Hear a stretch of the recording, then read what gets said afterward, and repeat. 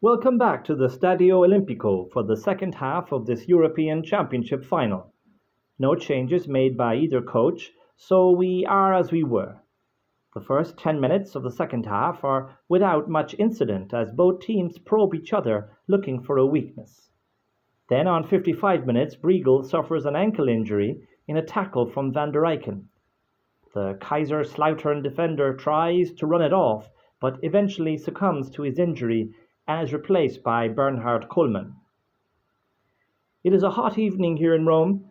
The effect is that when each team doesn't have the ball, its midfield is dropping back into a more defensive position.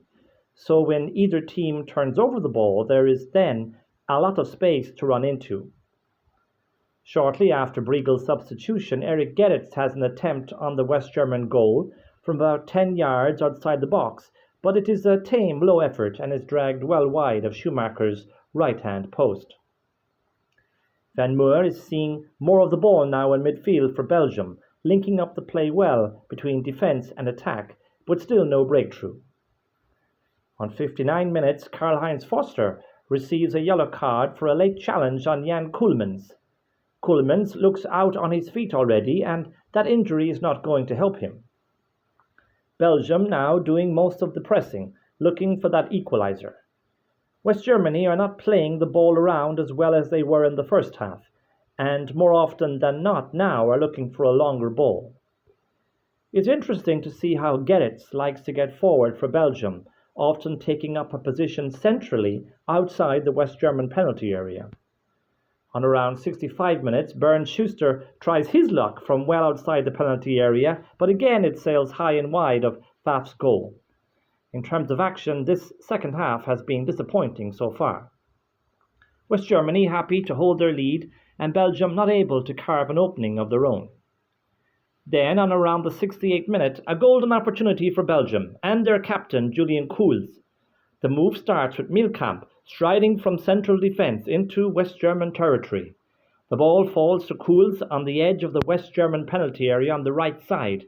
He breaks a weak tackle from Stielike and is into the penalty area. He now has two good options. One, advance on the West German goal and shoot from the corner of the 6-yard box. Or two, play the ball across the 6-yard box to Van der Elst, who is unmarked between two West German defenders. He does neither, however, instead playing the ball back to Koolmans near the penalty spot, who is crowded out and easily dispossessed, and so the chance goes a-begging. While Schumacher has not been seriously troubled in the second half yet, West Germany will be worried that they have not been able to create any openings of their own, while Belgium's threat increases. Then, on 75 minutes, high drama, controversial drama. Van der Elst is running towards the West German penalty area after a mistake by Manfred Kals. Stielike slides in and seems to make contact with the Belgian player outside the box before he falls in the penalty area. The referee, though, points to the spot for the penalty, and the linesman does not overrule him. Despite vociferous West German protest, the Romanian referee sticks by his decision, and Van der Eycken has the opportunity to equalise for Belgium from the penalty spot. Goal! And score he does. He strikes the ball into the bottom right-hand corner, and Schumacher dives the other way. A lifeline for Belgium. It's now game on again. How will both teams react? Will the West Germans' rightful feeling of injustice spur them on, or will Belgium build on momentum to carry them home for a famous victory? Shortly after the equaliser, Belgium have a great opportunity to go ahead. They break from a West German corner, Koolmans laying the ball out wide inside the Belgian half to Julian Kuhls, who plays the ball beautifully first time over the head of the West German defence into the path of Van der Elst, just to the right of the D of the penalty area. He would be in on goal, but Stielike redeems himself from the penalty incident by coming across and heading away the ball as Van der Elst tries to lob the ball over Stielike's head to get a clear shot on goal. Just after that, Rummenigge gets clear for once down the right-hand side of the Belgian penalty area. He rides one challenge and gets to the byline inside the penalty area. He is stretching with his cross and tries to find Hrubesch inside the 6-yard box, but it is too high for the West German. and his headed effort loops gratefully into the hands of the Belgian keeper. The game opening up more now. Tired legs, tired minds. Can either team snatch victory before extra time? Both teams certainly seem to be going for the win. On 85 minutes, we see a flash of Rummenigge's skill on the ball again.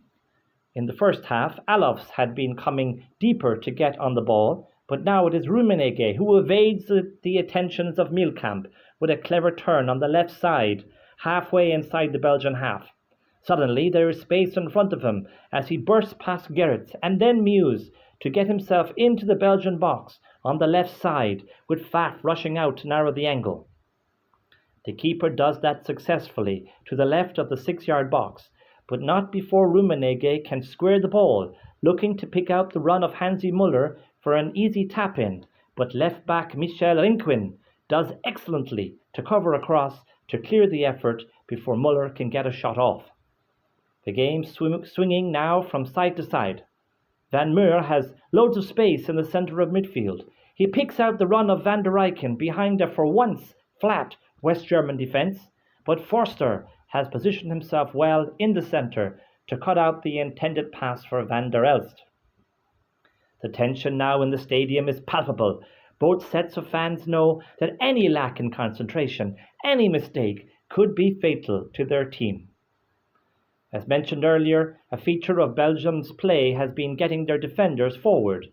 This time, Mielkamp, about 10 yards outside the West German penalty area, lays the ball squares to Momon, who has time to gather himself and shoot from about 25 yards out. The shot is going wide, but Schumacher takes no chances and pushes it out for a corner kick.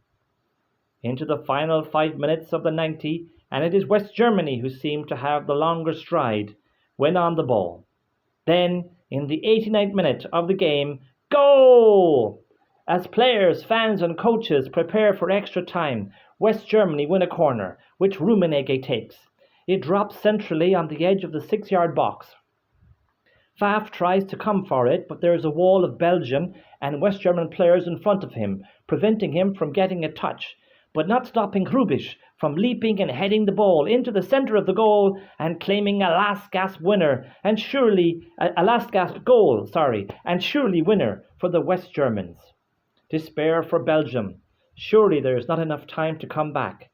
And winner it is, with the referee playing 2 minutes at a time before blowing his whistle. West Germany have their second European Championship in 3 tournaments. For Belgium, a valiant effort ends in defeat. They can return home with their heads held high, but it will be little consolation for the players after having come so close to tasting victory and after having given so much. It ends here at the Stadio Olimpico in Rome.